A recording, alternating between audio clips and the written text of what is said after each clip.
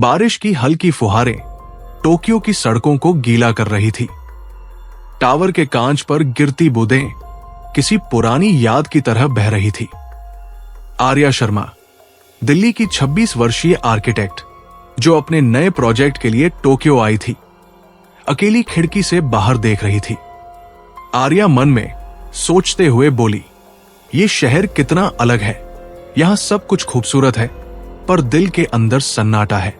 Office के बाद थकान और ठंड से बचने के लिए वो गलियों में चलते हुए एक छोटी सी गली में जा पहुंची, जहां एक लकड़ी के दरवाजे वाला कैफे था।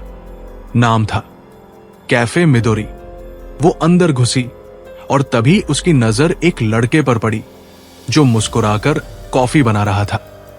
उसका नाम था केंजी ताकाहाशी। केंजी हल्की मुस्कान के साथ बोला, good evening, may I help you? Arya हिचकिचाते हुए बोली, ओह, वन लैट प्लीज, और कुछ गर्म खाना भी है? केंजी थोड़ा झुककर बोला, इंडियन, आई लव करी। दोनों मुस्कुराए। यही पहली मुलाकात थी। आर्या ने अपनी दिनचर्या बदल दी थी। अब हर शाम ऑफिस के बाद वो कैफे मिडोरी आती, वही कोना चुनती और वही कॉफी। एक दिन उसने अपने साथ हिंदी की किताब लाई। Kenji, is that Hindi?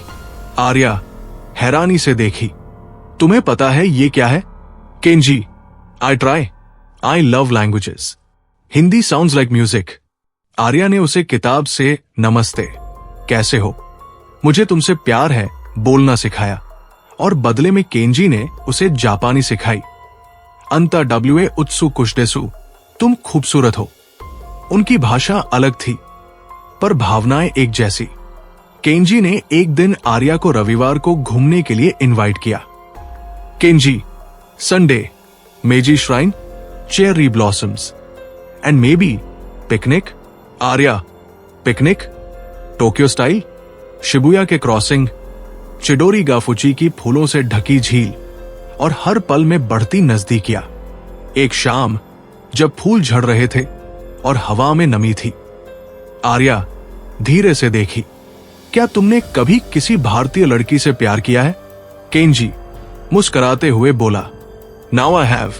एक दिन ऑफिस में आर्या को मेल आया, इंडिया में परमानेंट नौकरी, अपने शहर, अपने लोग, उसका सपना।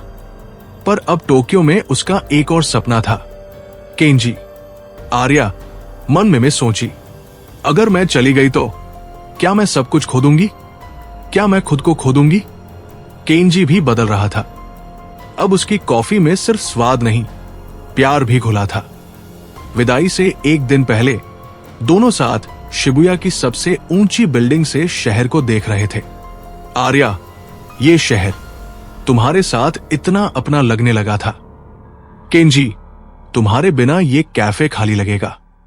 आर्या, मेरे बिना तो तुम कॉफी तो बनाओगे। Kenji, but not the same, you are Arya special. अगले दिन एयरपोर्ट पर आर्या ने एक छोटा खत दिया, अगर कभी दिल्ली आओ तो मेरी जिंदगी की कॉफी अधूरी मत छोड़ना। आर्या अब दिल्ली में कामयाब थी, लेकिन दिल में एक कोना हमेशा खाली था। एक शाम इंडिया गेट के पास एक नई जापानी कैफे खुली और वहां लिखा था, मिदोरी इंडिया बाय केंजी। वो अंदर गया और सामने वही मुस्कुराता चेहरा। केंजी, नमस्ते आर्या, तुम्हारी कॉफी कंप्लीट करने आया हूं। आर्या के आंखों से आंसू बह निकले। आर्या, तुम सच में?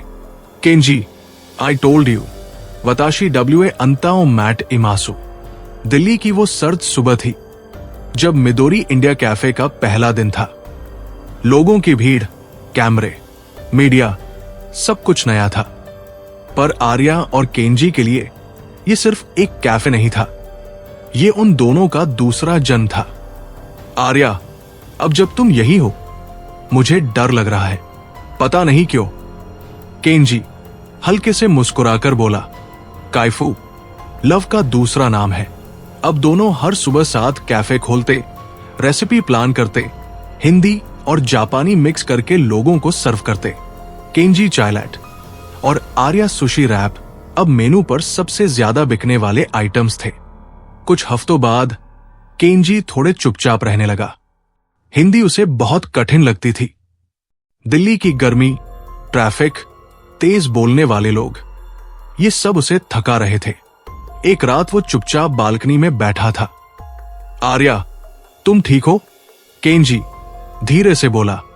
I feel outsider sometimes. Arya, तुम अकेले नहीं हो, मैं यहां तुम्हारे साथ हूं। लेकिन केंजी जानता था प्यार जरूरी है, पर कभी कभी घर की मिट्टी भी सांस लेने देती है। एक शाम कैफे के बाद दोनों में बहस हो गई। आर्या गुस्से में बोले, तुम यहां खुश नहीं हो तो बोलो साफ साफ, मैं जबरदस्ती नहीं करूंगी।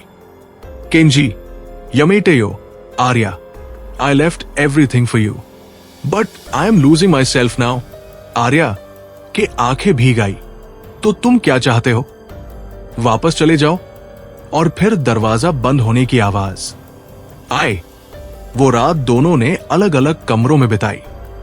अगली सुबह केंजी को टेबल पर एक चिट्ठी मिली। तुम्हें खोने से डरती हूं, लेकिन तुम्हें बांध कर रखना मोहब्बत नहीं, स्वार्थ है। अगर तुम्हें टोक्यो वापस जाना है, मैं रोकूंगी नहीं, लेकिन अगर तुम एक दिन फिर लौट आओ तो मैं यही रहूंगी, मिदोरी, इंडिया में, तुम्हारी आर्या स्पेशल के साथ। केंजी ने चिट्ठी सीने से लगा ली और एयरपोर्ट की तरफ चल पड़ा। 1 साल बाद आर्या अब खुद कैफे चला रही थी। लोग अब भी केंजी लैट मांगते थे और वो मुस्कुराकर कहती, वो जापान चला गया, पर दिल यही छोड़ गया। एक दिन दरवाजा खुला, वही पुराना सूटकेस, वही कमरा, वही हल्की मुस्कान।